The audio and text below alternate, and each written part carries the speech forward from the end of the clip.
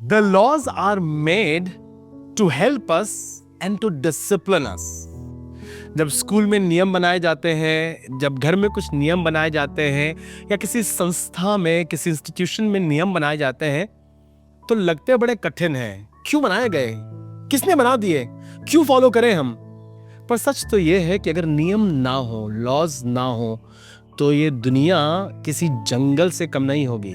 सड़क के अपने नियम हैं, गाड़ी चलाने के अपने नियम हैं, खाना खाने के, रेस्टोरेंट के अपने नियम हैं। And when we follow these rules and laws and patterns, we are safe, we are disciplined and we are blessed. मेरा नाम शैलेंद्र दास है और हम धन्यवाद करते हैं खुदा का कलाम, खुदा के दिए गए नियम, खुदा की दी गई आज्ञाएं हमें बनाती हैं, संवारती हैं, हमारे घर को और हमारी जिंदगियों को संवारती हैं। और इन दिनों में हम जेनेसिस द बिगिनिंग, इस सीड बुक से खुदा के नियम और कानून सीख रहे हैं।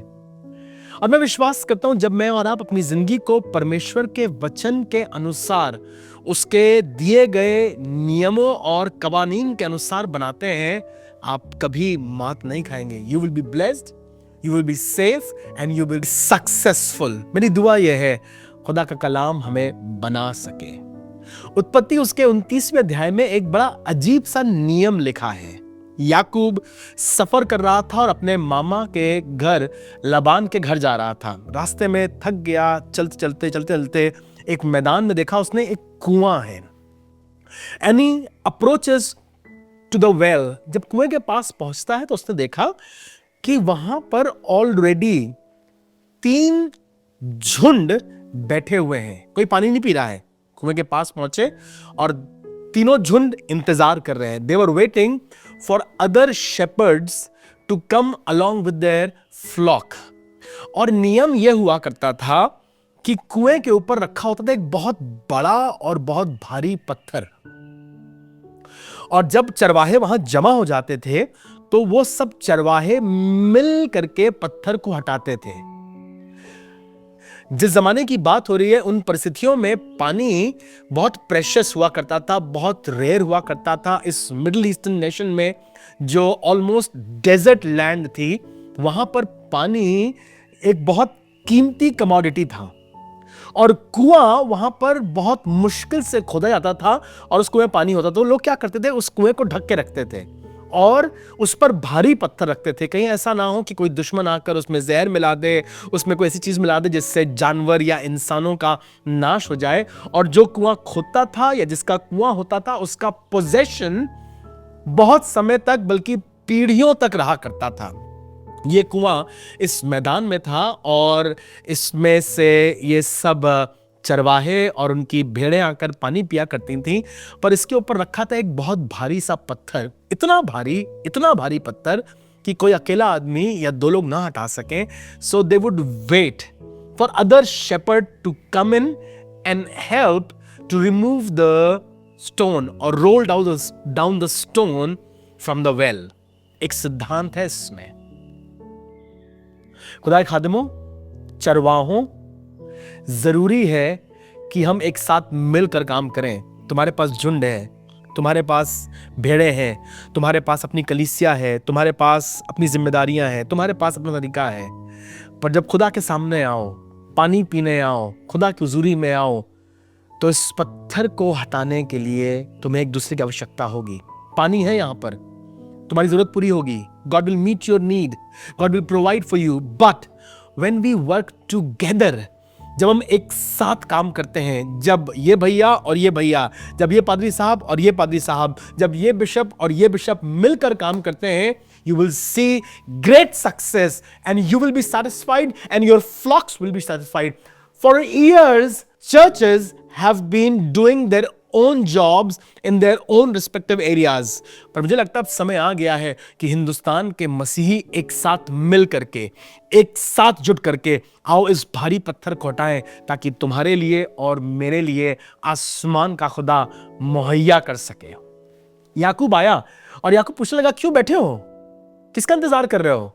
बताया गया याकूब को, हमारे यहाँ का नियम है कि हम लोग इंतज़ार करते हैं और जब करीब 6 या 8 झुंड एक साथ आ जाते हैं तो हम सब मिलकर पत्थर हटाते हैं, पानी पीते हैं, हम पीते हैं, हमारे जानवर पीते हैं, and then we put the stone back to the well. मेरी दुआ यह है, भैया आपने बहुत साल अकेले काम किया, आपने बहुत साल अकेले गीत गाए, आपने बहुत साल अकेले प्रचार किया, अब समय आ गया है कि मिल करके, जुट करके, एक साथ हो करके हम खुदा की खिदमत करें, क्योंकि एकता में बल है। If you come together, if you doing your own things, अरे हम भाई एक से मतलब नहीं रखते हैं, हमारा अपना तरीका अलग है, we are superior, you will not be satisfied, you will be in trouble. But when we come together in unity, देखो क्या ही भली और मनोहर बात है कि भाई लोग आपस में मिले रहें। ये 133 भजन जो है ना, परमेश्वर के आत्मा से लिखा गया और बताया गया, ये उस ओस के समान है जो हरमोन पहाड़ी पर टपकती है। हरमोन पहाड़ एक बहुत सुंदर, एक बहुत अद्भुत, बहुत ऊंचा पहाड़ है, बर्फ से ढका रहता है, और इस पर जो ओस पड़ती है वो नीचे नीचे ढकती आती है। मेरी दुआ यह है, that anointing that falls on that senior leader may bring blessings to you। अपने अगुओं के अधीन रहिए, अपने बड़ों के साथ मिलकर चलिए, सेवकाई कीजिए, be under submission and you will be blessed। और फिर लिखा है, ये उस उत्तम तेल के समान है जो हारून के सर पर डाला गया। हारून के सर पर तेल डाला गया, अभिषेक का तेल, कीमती तेल, olive oil with precious spices in it, sir पर उंडेला गया, और उसकी दाढ़ी से होता हुआ, वस्त्र से होता हुआ, उसके वस्त्र के छोर तक चला आया। जब हम एक साथ आते हैं, एक साथ जमा होते हैं, अपने डिफरेंसेस को अलग करके, अपने तरीकों को जो अलग अलग है उन्हें दरकिनार करके खुदा की हुजूरी में आते हैं, तब आसमान का खुदा हमें बरकत देता है और हमारी जिंदगी में अभिषेक बढ़ता जाता है। मेरी दुआ यह है, हिंदुस्तान में पवित्र आत्मा का अभिषेक बढ़ता जाए और कलीसिया एक साथ मिलकर, जवान एक साथ मिलकर, यूथ पास्टर्स एक साथ मिलकर, यूथ लीडर्स एक साथ मिलकर एक ऐसी चर्च और एक ऐसी कलीसिया बनाए जो पताका फहराती हुई सेना के तुल्य भयंकर हो। यूं लिखा हुआ है जकरिया उसके 11वें अध्याय और उसके 7वें पद में, मेरे परमेश्वर यहोवा ने मुझसे कहा कि तू इन भेड़ों को चरा। और यीशु मसीह की भविष्यवाणी है, यीशु मसीह के लिए भविष्यवाणी है। वो कहने लगा, और मैं उन भेड़ बकरियों को जो घात होने के लिए ठहराई गई थी उन्हें चराने लगा। और जब मैं उनको चराने लगा, मैंने 2 लाठियां ली, एक का नाम मैंने रखा अनुग्रह और दूसरा का नाम मैंने रखा एकता। I took 2 rods.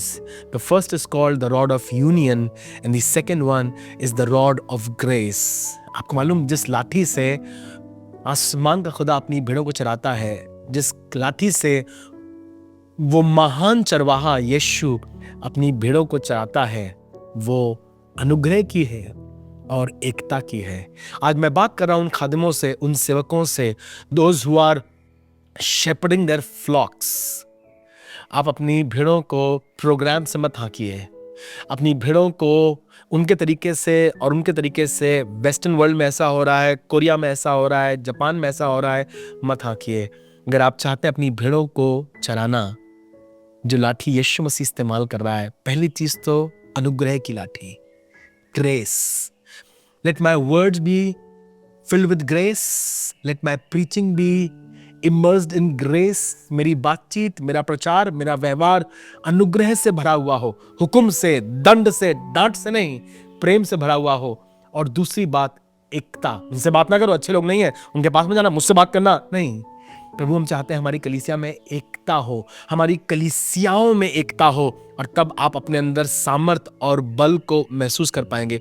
बड़ी अच्छी तरह से सुलेमान ने सिखाया और कहा है कि अगर कोई अकेले पर प्रबल हो तो प्रबल हो सकता है, पर जब 2 लोग होते हैं तो वो उस दुष्ट का सामना कर सकते हैं। अगर कोई अकेले सोए तो कैसे गर्म होगा, पर अगर 2 लोग हो तो गर्म रह सकते हैं। फिर लिखा हुआ, यदि कोई अकेला हो और गिर जाए तो बड़ी मुसीबत होती है, पर अगर 2 लोग हो तो दूसरा उसे उठा सकता है। और फिर कहने लगा, 2 लोगों के परिश्रम का उन्हें अच्छा रिजल्ट मिलता है। मेरी दुआ यह है, अगर तुम आज तक अकेले करते रहे, अकेले भागते रहे, अकेले दौड़ते रहे, अकेले सब कुछ करते रहे, खुदा तुम्हें बरकत दे और तुम सीख सको द पावर ऑफ टुगेदरनेस, एकता की ताकत को।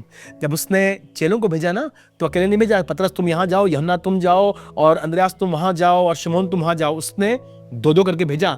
उसे मालूम था जब 2-2 लोग जाएंगे ना तो ये सामर्थी हो जाएंगे। 1,000 को, पर 2 10,000 को भगाते हैं। Try to understand, आपकी ताकत, आपका बल बढ़ जाता है, आपका अभिषेक बढ़ जाता है, आपका प्रभाव बढ़ जाता है जब आप किसी के साथ एक मन होते हैं। आज मेरी प्रार्थना है, प्रभु वो सब लोग जो अकेले अकेले मेहनत कर रहे हैं, अकेले अकेले भाग रहे हैं, कोई हमारे तरह कोई, भाई हमारा विचार अलग है, भाई हम देखिए अलग है। Kingdom of God is not for the exclusive ones. Kingdom of God is for the ones those who are together. जब यीशु मसीह जमीन पर था तो यीशु मसीह को पहचानने के लिए, सिर्फ पहचानने के लिए यहूदा इस्करियोती को 30 चांदी के सिक्के दिए गए थे। A man who is so powerful, a man who is so influential, everybody is flocking around him. इसकी मीटिंग्स में, इसकी सभाओं में 5-5 हजार लोग आ रहे हैं, और उसके बाद भी रोमी सैनिक इसे पहचानते नहीं हैं। उसके बाद भी सिपाहियों को मालूम नहीं है कि यीशु नासरी कौन है। किसी को 30 चांदी के सिक्के दिए गए हैं ताकि वो पहचान करा सके ये यीशु नासरी है। और यहूदा इस्करियोती बागी गतसमनी में आकर यीशु मसीह को चूमता है, क्योंकि लोग उसे जानते ही नहीं थे। इतना ऑर्डिनरी, इतना सामान्य, इतना साधारण बनकर वो रहता है। जी, उसे मालूम था अगर मैं एक्सक्लूसिव दिखाई पड़ूं, मेरे चेहरे के ऊपर हेलो बना हो, फरिश्ते मेरे आसपास खड़े हों और मेरे चेहरे से किरणें निकल रही हों, तो शायद उससे लोग दूर हो जाएंगे। ही हम्बल्ड हिमसेल्फ।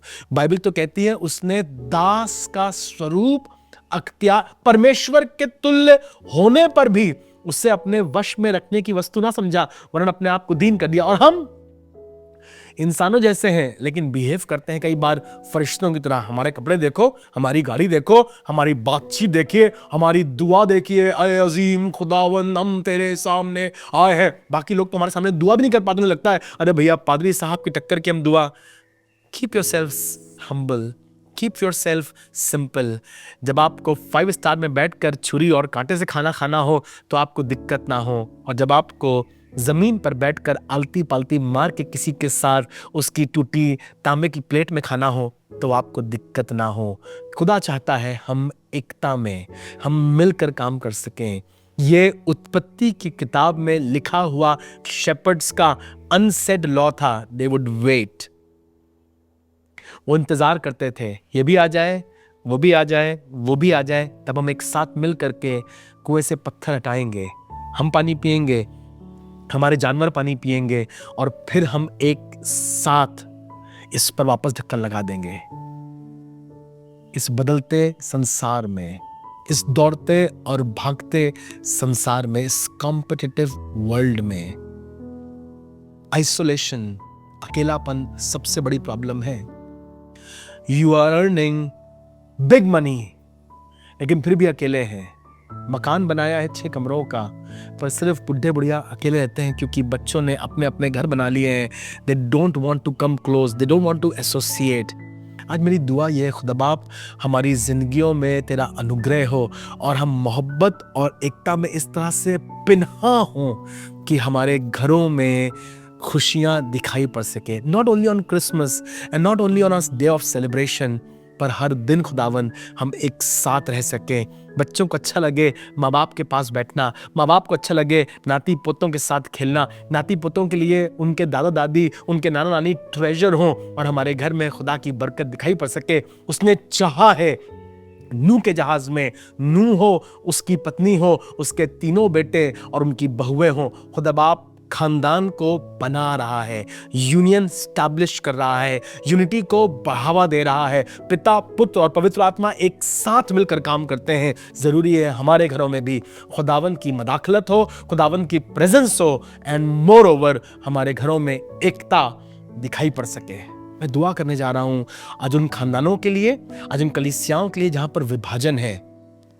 जोड़ना, unity is the work of God. Division, separation, अलगाव शैतान का काम है। भाई को भाई से अलग करना, पति को पत्नी से अलग करना, बच्चों को माँ बाप से अलग करना, ये दुष्ट कर रहा है और आज भी कर रहा है। मेरी प्रार्थना है आपके घर पर प्रभु यीशु मसीह का राज्य और पिता की महिमा हो सके और पवित्र आत्मा लोगों को इकट्ठा करे ताकि हम एक साथ मिलकर दुआ कर सके, एक साथ मिलकर खाना खा सकें, एक साथ मिलकर धन्यवाद कर सकें। हम कह सकें खुदा बाप धन्यवाद कि हमारे घर में तेरा अद्भुत अनुग्रह है and there is love in our families. I am going to pray for you right now. अगर आप चाहते हैं कोई आपकी मदद करे, कोई आपके लिए दुआ करे, कोई आपके साथ खड़ा हो, ये नंबर आपके लिए स्क्रीन पर है, आप जरूर से इसे डायल कर सकते हैं। somebody will pray for you, pray for your family, the peace of God may reign in your family। आपके घर में खुदावन की शांति और उसका राज स्थापित हो। आइए दुआ करें।